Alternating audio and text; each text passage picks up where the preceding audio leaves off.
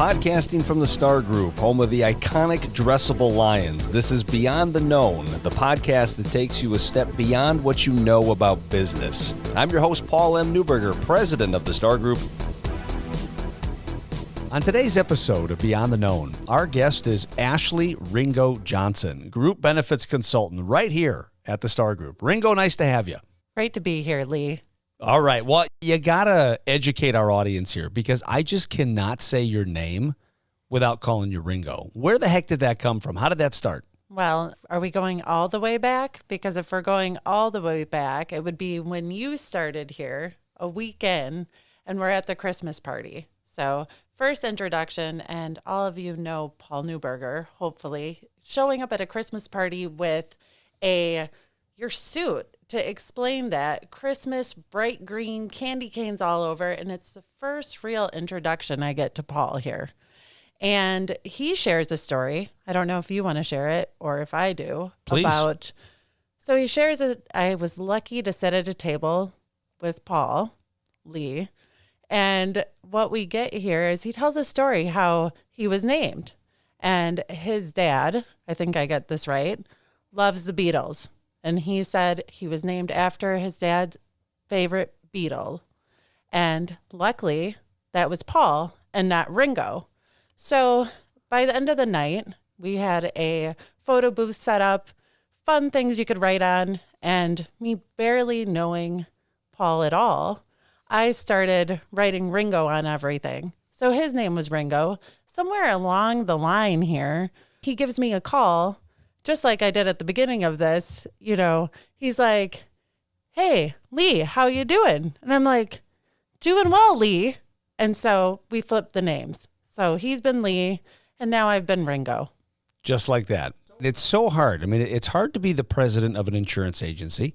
It's hard to sell during the middle of a global pandemic. It's hard to maintain a world-class corporate culture, but it makes it even more hard to keep all these nicknames straight. We have a lot of them. We have a lot of nicknames floating around. Yes, so anything to make life a little bit more jocular around the workplace, that's certainly something we'd like to do. So anyway, Ringo, it's wonderful to have you here. And one of the things that I kind of wanted to start this conversation with is why group benefits. I mean, you're obviously very passionate about this. I mean, you're a talented person. You could be successful in just about any line of work that you go down. Why group benefits, and where does the passion for this line of work come from? Well, thank you. I thought you'd never ask. No. So the passion really comes from, one, my background before I was at the Starr Group was actually in wellness. So I did on-site medical clinics, worked with over 200 companies in the Milwaukee area on helping with their culture and implement on-site clinics and wellness. But before I was doing all of that, I'm a farmer's daughter. I grew up in Clinton, Wisconsin. There's another nickname in there too, but we'll just leave that for now. And so farmer's daughter, grew up on a farm. My parents always dreamed of opening up a family farm, having a family fun farm per se. So really what led me down the path of being at benefits was watching my parents actually go through struggles of owning their own pumpkin patch. It grew from a small dream to a huge, people would come from everywhere to be a part of what we did at this farm. And so unfortunately, so they opened that up in early 2000, and unfortunately we had to close that. In about 2014, we shut the doors just because they had ongoing struggles. They had grown the farm to be something that people came from everywhere, but they couldn't retain and attract employees. They were having high costs. Benefits are such a big piece of that. And I saw my parents struggle with keeping their doors open. I never wanted to see somebody else do that. So being on the benefits side just made sense. So how do you work every day to make sure that what happened with your parents doesn't happen with other organizations? What kind of conversations do you have? What kind of solutions do you provide? Well, so I always believe in not pushing that easy button. So unfortunately, what I saw my parents go through, it was being guided in directions that really were a more one size fits all versus customization, learning about my clients, their culture, and finding a solution that fits their needs, not what somebody else is kind of guiding you to, somebody who doesn't know their business truly and doesn't have their best interests at heart. Talk to me a little bit about this easy button. I've heard you mention that a time or two since we've started working together, not even so much in a work sense, but just a personal sense, just a life sense. Why is it rarely a good idea to hit the easy button in this thing called life? Well, that's a really good question. And I mean, I am a true believer that, you get out of life what you put into it. So if you're going through things just kind of lackadaisical, taking those easy paths, maybe not finding those challenges and challenging yourself, I don't think you're going to get as much out of it. I find that in the things that I do with work, working hard at family and friends, and really being mindful of giving them what I would want in return. How do you challenge yourself, would you say? Because you're right. If we're not constantly pushing, if we're not constantly going outside of our comfort zone, if we're not constantly trying to better ourselves, we regress, we stay stagnant. And I don't think anybody wants to be in a position like that. I mean, you've been with us for a few years now. You've had some very good years with us as an agency. You've touched a lot of lives. You've brought a lot of value to people. But I know partly it's because you're always challenging yourself. So what does Ashley Johnson do to challenge herself on a daily basis? Well, I love learning. So, I mean, I'm a forever student. I think, as you kind of alluded to, if I'm not doing nothing or if I'm not continuing to grow and excel, then, I'm just not being myself. So to challenge myself, I primarily on the business side, I specialize in self-funding. For anyone who knows, that's not always the easy path. With clients, that can be a hard thing for them, but I love ongoing education. So that's something I'm always educating myself, educating my clients, and also their members and employees. But I'm always that person who has a notepad. I'm taking notes. People always notice that about me, that I want to soak everything in and then grow from there. Talk to me about a success story. Group benefits is an interesting animal, to say the least. There's a lot to learn. It's always changing. It can be exceedingly complicated.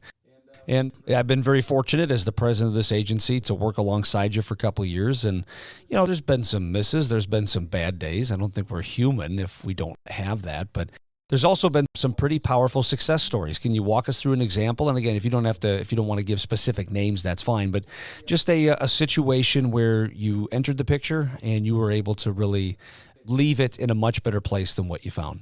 So I won't use names. But what I will share is I do have a particular client that I work with that they had a long-standing relationship with their broker. I came in as a consultant, and, it's hard when you have a close friend that you work with to make a change from that. Somebody you feel comfortable with, but you also may feel that they may not be looking at all the other options or looking at the company as a whole, or even going as far as looking at the culture. So after many meetings with them, they did come over to the Starr Group, and that was a great day. But from there, that's just where the work was beginning. They are a manufacturing company that knew they wanted to work on their culture. I mean, sitting down and talking with them, they didn't do, a lot for wellness. They hadn't really implemented any of those programming. They also knew, just like many manufacturers in this area, that they're an aging population, that they need to look at their culture, their wellness, what they can do to really provide risk reduction and do things preventive. So group benefits can be a rather large umbrella to some degree. You could say, well, I'm in insurance. Well, man, there's a lot of stuff that goes under insurance. There's a lot of stuff that goes under group benefits. Would you say, Ringo, that you have a niche? And if so, what is it? Well, it's not. I work with a lot of manufacturers, but I think my niche when it comes to being a benefits consultant is that wellness, that culture. And, every company has a culture. So helping them make a culture by design, a winning culture, adding in the wellness, the preventive care, and then just really that holistic approach to their benefits so they can retain and attract employees. With that client before, they now have gone from where we were just starting no wellness, very beginning of self-funding, to now they have ongoing education for their employees. And I was just out there recently, and to hear the change, the shift that they have with their employees, it's like a culture shift. I did a presentation out there about being a smart healthcare consumer, and they were the most engaged company I've had in a long time. Asking questions where if you would have looked at them 3 years ago, they weren't thinking about any of this. There's a shift. So I would say that's really my niche, is finding those companies that want to drive that culture and to have that wellness, that really not easy button approach, but make a change. We have a rather sophisticated audience that listens to this podcast, entrepreneurs, business owners, etc. So if somebody's listening to this and says, gosh darn it, I'm going to start creating a purposeful culture, one that people really want to be a part of. How do they go about doing that? What would you say would be one of the first steps or two that somebody who wants to get purposeful about their culture should consider taking? Well, they'd have to have a vision. So when you say culture, okay, or I have a good culture, that can mean one thing to one person versus another. All companies are not created equal. All people, are very different. So I think if you're a company out there and you're looking to have an outstanding culture, really cultivate a winning culture for you, you need to know what you're looking to accomplish, know your people, have them get involved. It's not something that one person can do on their own, and it does not happen overnight. What I like about what you do, Ashley, is you don't just talk the talk, you walk the walk. You're talking about bringing in a culture of health and wellness.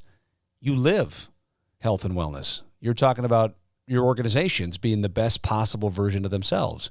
You try to be the best possible version of yourself. And I think it's still ongoing, but you were involved with a fitness competition, which I think is pretty remarkable considering, again, your ability to walk the walk. Can you tell us a little bit about that? Yeah, I would love to do that. So actually, before I started in the great world of benefits consulting, way back when I went to school, I studied kinesiology. So I was at UW-Milwaukee, and that's when I found, I've always been in athletics, but I thought for sure I was going to be a personal trainer for the rest of my life. At that point in time, I was exposed to the world of bodybuilding. If anyone have seen me, you're not going to think Ashley's a bodybuilder, right? But over the last 2 years now, I actually have started competing in NPC bodybuilding. So it's something I took up as more of a challenge to myself. It had been something I had never done, but back in the day when I was a personal trainer, I thought that looks like something I'd like to try someday, and I did. And honestly, last year, I think if I wouldn't have had that, along with the challenges that came with COVID, I was trying to compete in my first competition during a pandemic. A lot of people would give up and not even go forward. I did 3 competitions last year, and also, had been working here, excelling here, working with my clients. So I didn't just do one.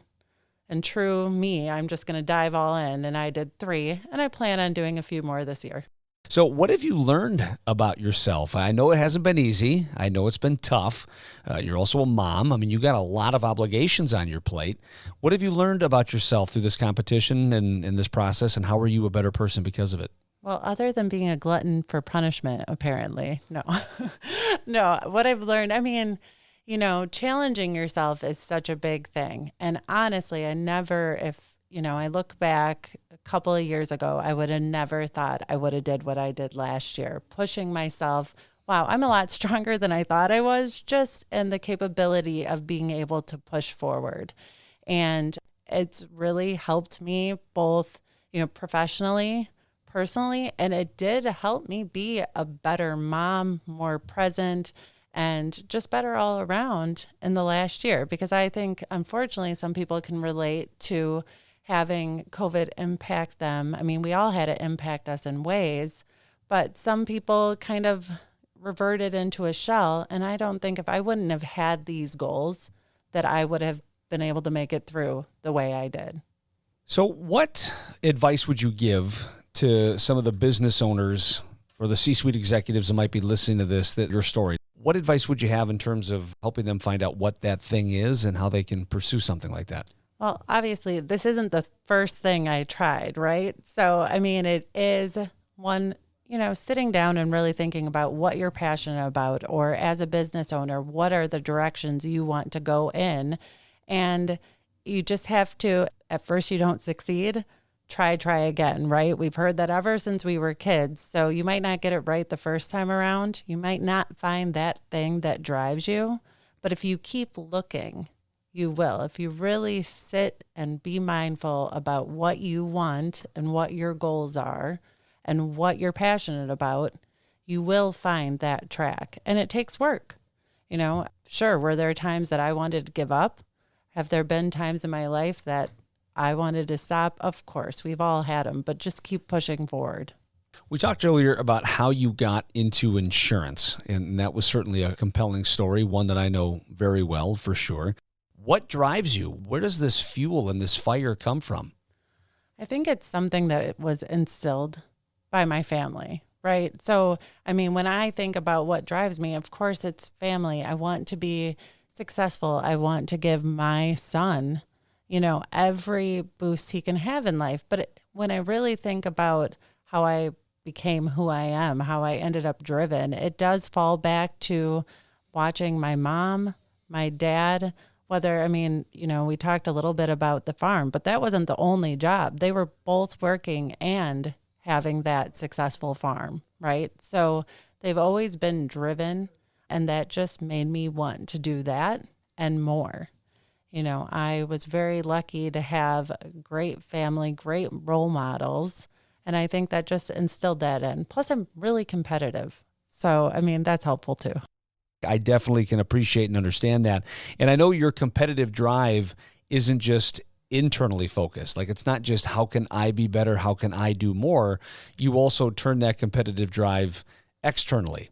How can I do more for my clients? How can I serve them better? How can I bring more value? How can I get them to appreciate maybe what I'm bringing even more than they already do? So with that in mind, what is one thing you wish more organizations knew about group benefits? I'm sure you see the same questions a lot. There's a lot of misconceptions out there often. What is one thing you wish more organizations fully understood about group benefits?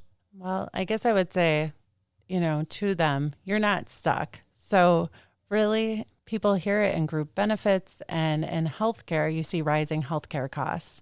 I've talked with companies that are just like, okay, this is what we have to do year over year.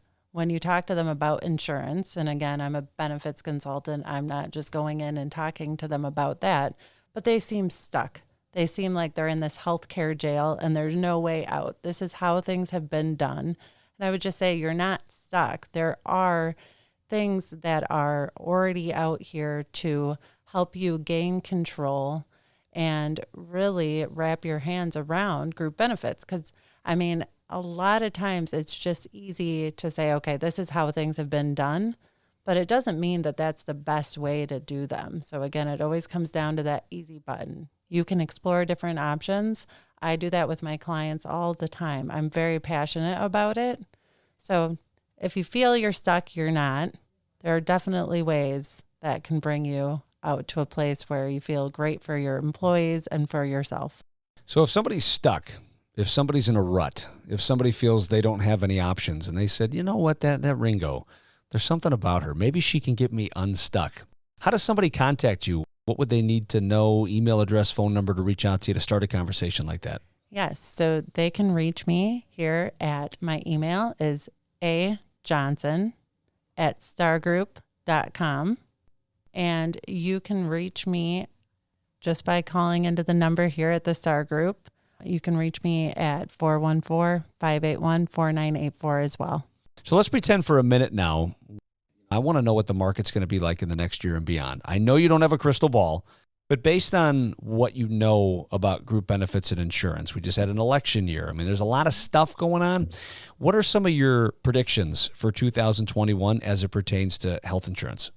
So I always say I wish I had a crystal ball because that would make things easier. But I do know, one, after having the pandemic and healthcare has changed, right? So that group benefit changes along with it. Companies were challenged in 2020, both on their culture and being able to retain and attract. So there's changes coming this year, whether it is, having those virtual visits and really changing the way people do and deliver healthcare. But there's also some big change coming in regards to the marketplace for what you can do in the self-funded arena, giving more controls to those companies, being able to have transparency. That's something we talk about all the time. There's transparency. And in the fully insured world, you get some, but you don't get a lot. So there's changes coming. There are going to be more of a demand for people to understand what they're paying for, both from a perspective of a member or a patient who's going into a facility, and also on the employer, what they're paying for healthcare costs. So I'm happy about that change. Transparency is great. You need to know what you're working with. Transparency is always a good thing. So we've said wellness a couple of times. I know that's something that you take seriously. It's something that you live. It's something that is a passion for you. And I think it's also a passion for us here as an agency. It's part of our culture. It's part of our fabric and who we are. And we actually have a wellness committee here at the Starr Group to make sure that we're always doing things in the best interest of the agency, in the best interest of our employees. From a wellness perspective, you are very familiar with this committee because, gosh darn it, you sit on this committee. So could you tell us a little bit about that? The wellness committee, of course, it implies, right? We do the wellness here. But for those of you who maybe do not know our program here at the Starr Group, for me coming from wellness in the past and coming over to the Starr Group, I will tell you that the wellness team, before I even got here, was far beyond a lot of what I have seen out in the wellness world before.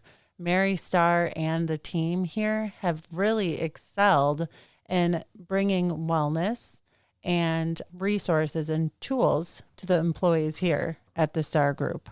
Our program is jam-packed for a full year with options for everyone. We have biometric screenings along with coaching that we work with U.S. Health Center on. But along with that, we have our 2-step challenges we do each year, multiple, I don't even know. I think we do over 15 different lunch and learns a year. So we have a lot. It is, if you look at this calendar of events, it's pages. But what's great about that is, again, it's not that one size fits all. There's really something in it for everyone. And we have seen the numbers, health numbers, be impacted for the better because of it. Yeah, lots of great stuff taking place on this committee. Sticking with the theme of wellness, you had talked about you're very active and excited about bringing wellness to your clients. So you do a lot of different things to educate your clients. I know you do presentations and lunch and learns and that kind of thing. Can you talk a little bit about that? Well, so we talked a little bit about the wellness program here at the Starr Group. So we have one of the best programs, ranked here in the Metro Milwaukee area and nationwide. We're known for having a great wellness program, one that far exceeds, just this area, right? And so for best practices, this is what we do. I take the ideas that we have here, I take those out to the clients, and we can use some of the things, whether it's bringing them the step challenges or working with them on their biometrics, or even, talking about lunch and learns. I do my own presentations. I use the Starr Group employees, my colleagues here, a little bit as my guinea pigs. They get to hear the presentation first, and if I get the go-ahead, I take it out to my clients. So I just recently did one on being a smart healthcare consumer. I guess it's Smart Healthcare Consumer 2.0 because this is my second one I've done for them, and they, gave me the thumbs up. So I'm taking that out to clients currently. And that's really just about navigating the healthcare system, getting the most out of your benefits, and then also knowing how to really take care of yourself.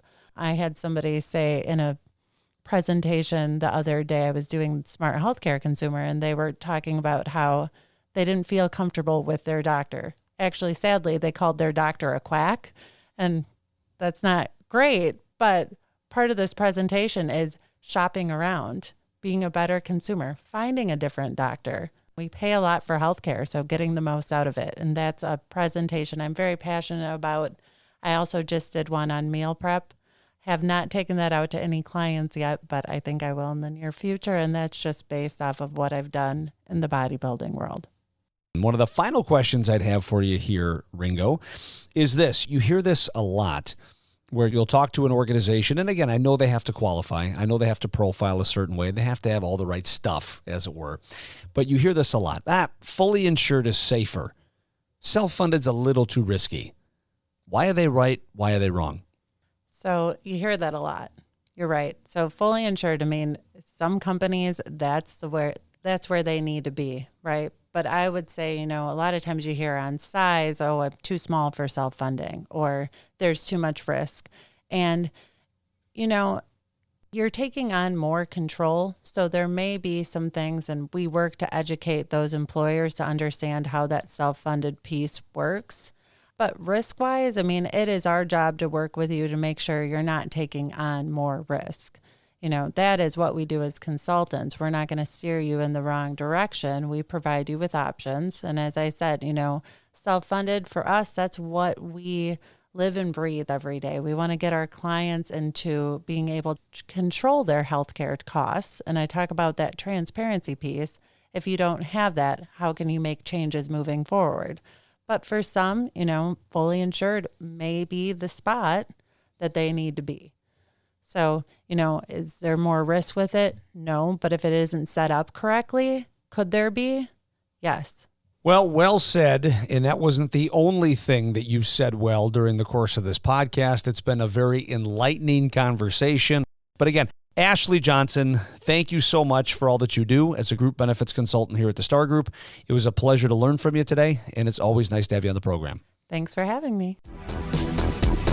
Thanks for listening to Beyond the Known with Paul M. Newberger. If you like our show and want to know more, check us out at starrgroup.com. That's STARRgroup.com/podcast. We're also available on Apple Podcast or wherever you listen to podcasts.